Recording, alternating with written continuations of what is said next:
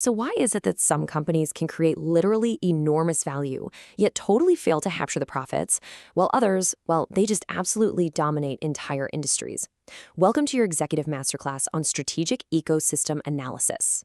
Look, if you're a finance leader, an executive, or maybe a candidate prepping for the CSCSA exam, you are exactly in the right place. We're not going to sit here and rehash basic business concepts today. Instead, I'm going to teach you how to see the board like a top-tier strategy consultant and really master the industry value chain. Okay, let's dive right into the syllabus. We're going to cover the strategy of value, the big picture, industry versus company chain, value creation versus capture, horizontal versus vertical relationships, and finally, integration strategies. For you busy executives and CMAs out there, I promise you, mastering these 6 pillars is going to yield a massive return on the time you're investing here with me today. All right, Section 1, the strategy of value. You know, strategy isn't just about competing effectively day to day. It's fundamentally about understanding where value actually originates in a broader ecosystem, and then figuring out how organizations position themselves to take full advantage of it. So consider this massive, provocative question. Why do some companies create enormous value, yet fail to capture the profits? Just let that sink in for a second. Because honestly, this right here is the central paradox of corporate strategy. To solve that paradox, imagine you're advising a major client. Your very first question should never be, hey, how much profit are we making? That's looking in the rearview mirror. Instead, you've got to ask the really hard questions. Where is value actually created? Who captures that value? Which activities generate true competitive advantage? And should the organization control more stages of the process? This, my friends, is the ultimate executive challenge. Moving to Section 2, the big picture. To truly grasp this, we've got to zoom way out. We need to look at the entire industry ecosystem to see how a product actually comes to life long before it ever reaches the consumer. Because every single product or service passes through multiple stages. Just think of a simple cup of coffee from Starbucks, right? First, farmers grow the raw coffee beans. Then manufacturers or roasters process them. Next, distributors transport them all over the globe. Then retailers like the Starbucks cafes themselves prepare and serve them. And finally, the customer purchases it. Value is being added at literally every single step of this chain. So good strategy requires understanding not just your specific little step, but this entire ecosystem. Which brings us to Section 3, industry versus company chain. Let's tackle one of the most common candidate mistakes, and honestly, executive traps out there. And that's confusing what happens inside a company with the ecosystem as a whole. So here's an exam shortcut for you. If a consulting team is looking at procurement, operations, marketing, HR, or customer service, they are looking inward. That's the company value chain, sometimes called Porter's internal value chain. It analyzes activities inside one single organization. But if that team is studying suppliers, manufacturers, distributors, and customers, well, they're looking outward. That's the industry value chain. So remember, inside one firm equals the company chain. Looking outward at the whole shebang equals the industry chain. All right, Section 4, value creation versus capture. Now we're shifting to the absolute core conflict of this explainer. We're going to look at why innovation without capture is, frankly, a strategic failure. Now, what's really interesting about this smartphone ecosystem is how this plays out. Let's look at Apple. Customers don't buy an iPhone because they want a specific quantity of metal and glass, right? They pay for Apple's branding, that seamless software ecosystem, the beautiful design. Sure, the chip manufacturers supply the processors and telecom operators deliver the connectivity, but Apple creates the lion's share of the perceived value. And because of that, they capture the lion's share of the profits. Customers do not pay for products. They pay for value. And this leads us to an absolutely essential executive rule. Creating value is necessary, but capturing value is essential. Think about the music industry for a second.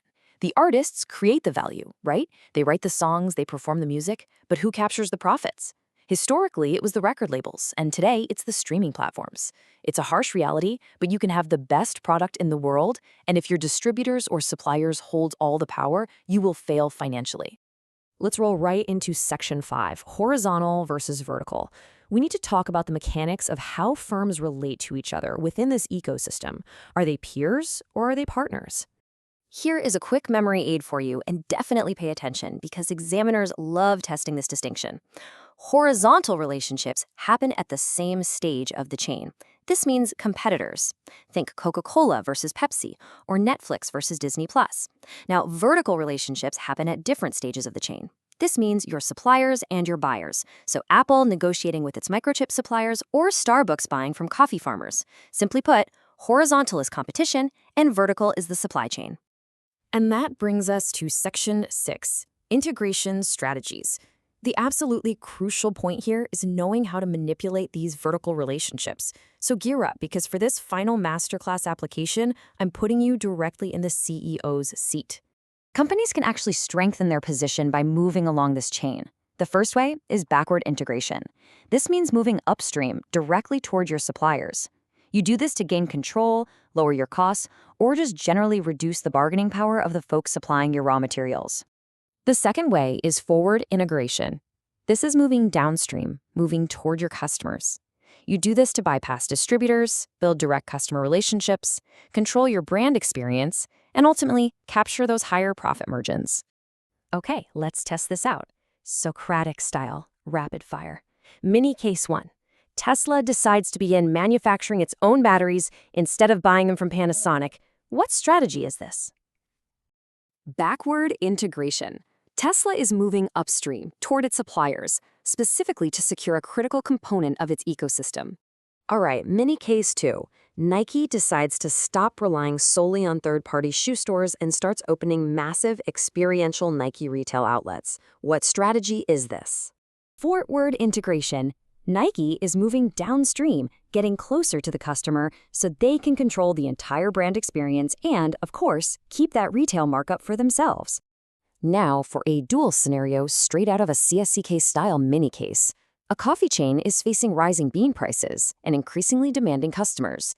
Management decides to purchase coffee farms and launch their own direct-to-consumer delivering app. Why in the world would they pursue both backward and forward integration simultaneously? And this brilliantly illustrates the strategic mind at work. By purchasing the farms, which is backward integration, they guarantee supply security and reduce supplier power. By launching the app, which is forward integration, they secure higher margins and capture direct customer data.